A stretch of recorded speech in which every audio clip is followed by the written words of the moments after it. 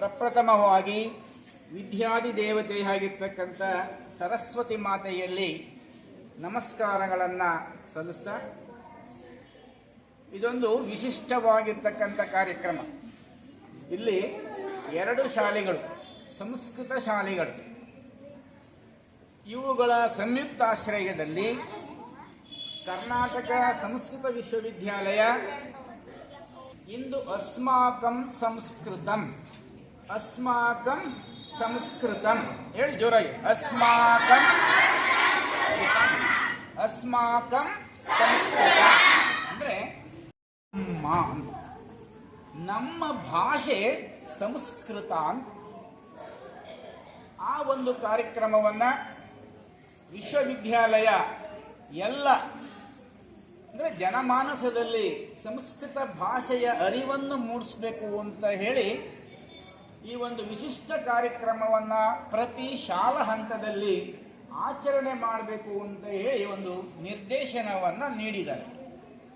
ಅದೇ ಪ್ರಕಾರ ಈ 2 ಶಾಲೆಗಳು ಒಂದೇ ವೇದಿಕೆಯಲ್ಲಿ ಈ ಒಂದು ಕಾರ್ಯಕ್ರಮವನ್ನ ಆಯೋಜಿಸಲಾಗಿದೆ. ಈ ಒಂದು ಕಾರ್ಯಕ್ರಮದ ಅಧ್ಯಕ್ಷತೆಯನ್ನ ವಹಿಸತಕ್ಕಂಥವರು SDMC ಅಧ್ಯಕ್ಷರು ಹೆಸರು ಗೊತ್ತಿಲ್ಲ, ಆನಂದ್ ಸರ್ ಅವರೇ. ಭಾಷೆ ಅಂದರೆ ಶಾಲೆಯಲ್ಲಿ ಸರ್ಕಾರ ತ್ರಿಭಾಷಾ ಸೂತ್ರವನ್ನ ಅಂದ್ರೆ 3 ಭಾಷೆಗಳನ್ನ ಕಲಿಬೇಕು ಅಂತ ಹೇಳಿ ಕಡ್ಡಾಯಗೊಳಿಸಿದೆ. ಅದರಲ್ಲಿ ಪ್ರಾದೇಶಿಕವಾಗಿರ್ತಕ್ಕಂಥ ಭಾಷೆ ಅಥವಾ ತಾಯಿ ಭಾಷೆ ಅದನ್ನು ಪ್ರಥಮ ಭಾಷೆಯಾಗಿ ಕಲಿಬೇಕು ಅನ್ನೋದು. ನಂತರ ಇನ್ಯಾವ ಭಾಷೆ ಕಲಿತಾ ಇದ್ದೀರಾ ನೀವು? ಯಾವ ದ್ವಿತೀಯ ಭಾಷೆ? ಇಂಗ್ಲಿಷ್. ತೃತೀಯ ಭಾಷೆ ಯಾವುದು? ಹಿಂದಿ ಅಲ್ವಾ? ಈಗ ಹೇಗೆ ನಮ್ಮ ದೇಶದಲ್ಲಿ ಪ್ರಾಂತ್ಯವಾರು ಭಾಷೆಗಳ ಆಧಾರದ ಮೇಲೆ ರಾಜ್ಯಗಳು ವಿಂಗಡಣೆ ಆಗಿವೆ ಅಂತ ನೀವು ಇತಿಹಾಸದಲ್ಲಿ ಓದ್ತೀರಿ. ಈಗ ಕರ್ನಾಟಕದಲ್ಲಿ ಯಾವ ಭಾಷೆ? ಕನ್ನಡ.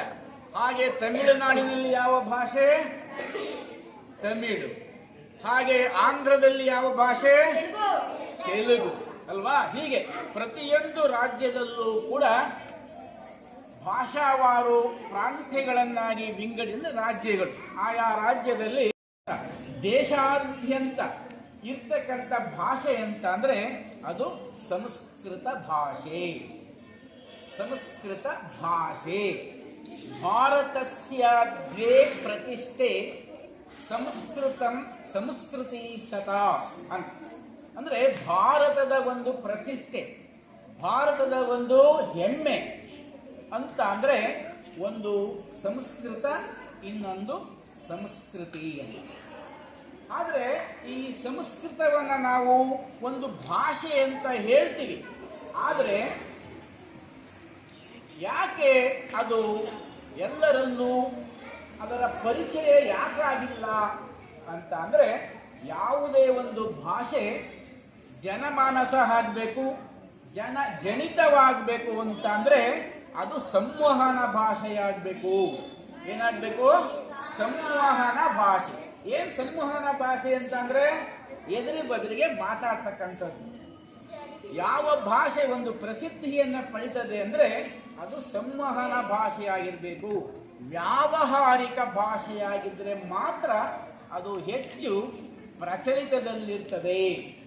ಆದರೆ ಈ ಒಂದು ಸಂಸ್ಕೃತವನ್ನ ನಾವು ವಿಶ್ವಮಾನ್ಯವಾಗಿರ್ತಕ್ಕಂಥ ಭಾಷೆ ಹಾಗೂ ಭಾರತೀಯ ಸಂಸ್ಕೃತಿಯ ಪ್ರತೀಕವಾಗಿರ್ತಕ್ಕಂಥ ಭಾಷೆ. ಈಗ ಒಂದು ದೇಶ ಗಿರಿಮೆಯನ್ನ ಪ್ರಪಂಚದಾದ್ಯಂತ ವಿಸ್ತಾರ ಮಾಡಬೇಕು ಅಂತ ಅಂದ್ರೆ ಮುಖ್ಯವಾಗಿರ್ತಕ್ಕಂಥದ್ದು ಭಾಷೆ. ಅಂತಹ ಹೆಚ್ಚು ಮಹತ್ವವನ್ನು ಪಡೆತಕ್ಕಂಥ ಭಾಷೆ ಸಂಸ್ಕೃತ. ಸಂಸ್ಕೃತ ಅಂದ್ರೆ ಬೇರೆ ಏನೂ ಅಲ್ಲ. ಸಂಸ್ಕೃತ ಅಂದ್ರೇನು? ಭಾಷೆ. ಎಲ್ಲ ಭಾಷೆಗಳಂತೆ ಸಂಸ್ಕೃತನೂ ಕೂಡ ಒಂದು ಭಾಷೆ. ಹಿಂದೆ ನಮ್ಮ ಋಷಿ ಮುನಿಗಳು ಏನಿದ್ರು, ಹಿಂದೆ ಈ ಶಾಲೆಗಳ ಒಂದು ಪರಿಕಲ್ಪನೆ ಇರಲಿಲ್ಲ. ಹಿಂದೆ ಗುರುಕುಲ ಪದ್ಧತಿಯ ಶಿಕ್ಷಣ ಇತ್ತು. ಅಲ್ಲಿ ಋಷಿಗಳು ಗುರುಗಳು ಮಕ್ಕಳಿಗೆ ವಿದ್ಯಾಭ್ಯಾಸವನ್ನ ಹೇಳ್ಕೊಡ್ತಾ ಇದ್ರು. ಆ ಸಂದರ್ಭದಲ್ಲಿ ಬೇರೆ ಯಾವ ಭಾಷೆನೂ ಇರಲಿಲ್ಲ, ಬರೀ ಸಂಸ್ಕೃತ ಭಾಷೆ ಒಂದರಲ್ಲಿನೇ ಗುರುಕುಲದಲ್ಲಿ ಪಾಠವನ್ನ ಮಾಡ್ತಾ ಇದ್ರು. ಸಂಸ್ಕೃತ ಬರೇ ಭಾಷೆಗೆ ಸೀಮಿತವಾಗಿಲ್ಲ, ಇದು ವೈಜ್ಞಾನಿಕವಾಗಿಯೂ ಕೂಡ ಸಂಸ್ಕೃತ ಭಾಷೆ ಸ್ಥಾನವನ್ನ ಪಡೆದಿದೆ. ಈಗ ಈ ಸಂಸ್ಕೃತ ಎಲ್ಲಾ ಭಾಷೆಗಳಿಗೂ ಕೂಡ ಮೂಲವಾಗಿರ್ತಕ್ಕಂಥ ಭಾಷೆ, ತಾಯಿ ಭಾಷೆ. ಆ ಭಾಷೆಯನ್ನ ಆಧರಿಸಿ ಇತ್ತೀಚೆಗೆ ಬಂದಿರತಕ್ಕಂಥ ಎಲ್ಲ ಭಾಷೆಗಳು ಕೂಡ ಸಂಸ್ಕೃತವನ್ನ ಆಧರಿಸಿಯೇ ರಚಿತವಾಗಿರ್ತಕ್ಕಂಥವುಗಳು ಭಾಷೆ.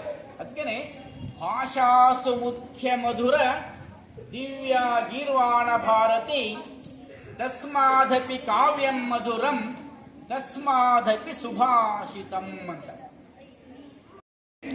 ಅದನ್ನ ಅಧ್ಯಯನ ಮಾಡಬೇಕು. ಆ ಅಭ್ಯಾಸ ಮಾಡಿದಾಗ ಮಾತ್ರ ಆ ಭಾಷೆಯ ಹಿರಿಮೆ ನಮಗೆ, ಅದರ ಮಹತ್ವ ಏನು ಅಂತ ಗೊತ್ತಾಗುತ್ತೆ. ಈಗ ನಾವು ಕನ್ನಡದಲ್ಲಿ ಇರಬಹುದು, ಕನ್ನಡದಲ್ಲಿ ಸುಮಾರು 60% ಪದಗಳು ಕನ್ನಡ ಭಾಷೆಯಲ್ಲಿ ಸೇರಿದೆ. ಅದು ನಮಗೆ ಗೊತ್ತಾಗೋದಿಲ್ಲ. ಅಂದ್ರೆ ಇದು ಕನ್ನಡ ಅಥವಾ ಇದು ಸಂಸ್ಕೃತ ಅನ್ನೋದು ನಮಗೆ ಗೊತ್ತಾಗಬೇಕು ಅಂತ ಅಂದ್ರೆ ನಾವು ಆ ಭಾಷೆ ಅಧ್ಯಯನ ಮಾಡಬೇಕು. ಈಗ ನಿಮಗೆ ಒಂದು ಉದಾಹರಣೆ ಅಂದ್ರೆ ಆಂಗ್ಲ ಭಾಷೆ ಅಂತ. ಈಗ ಆಂಗ್ಲ ಭಾಷೆಯಲ್ಲಿ ಮದರ್, ಫಾದರ್, ಬ್ರದರ್ ಅಂತ ಹೇಳ್ತೀವಲ್ವಾ? ಏನ್ ಮದರ್ ಅಂದ್ರೆ ತಾಯಿ, ಅದೇ ಸಂಸ್ಕೃತದಲ್ಲಿ ಮಾತಾ. ಫಾದರ್ ಅಂದ್ರೆ ಸಂಸ್ಕೃತದಲ್ಲಿ ಪಿತಾ. ಪಿತಾ ಫಾದರ್ ಆಯ್ತು, ಮಾತಾ ಮದರ್ ಆಯ್ತು, ಆಮೇಲೆ ಬ್ರದರ್ ಸಹೋದರ, ಭ್ರಾತೃ. ಹೀಗೆ ಅದು ಒಂದೇ ಅಲ್ಲ, ಹೀಗೆ ಸಂಸ್ಕೃತ ಭಾಷೆ ಎಲ್ಲ ಭಾಷೆಗಳಲ್ಲೂ ಕೂಡ ಸೇರ್ಕೊಂಡಿದೆ. ಸಂಸ್ಕೃತ ಒಂದು ಭಾಷೆಯಾಗಿಲ್ಲ, ಅದು ಭಾರತೀಯ ಸಂಸ್ಕೃತಿಯನ್ನ ಪ್ರತಿಬಿಂಬಿಸ್ತಕ್ಕಂಥ ಭಾಷೆ. ಸಂಸ್ಕೃತಿ ಅಂದ್ರೆ ನಿಮ್ಗೆಲ್ಲ ಗೊತ್ತಿದೆ. ಏನು ಸಂಸ್ಕೃತಿ ಅಂತ ಅಂದ್ರೆ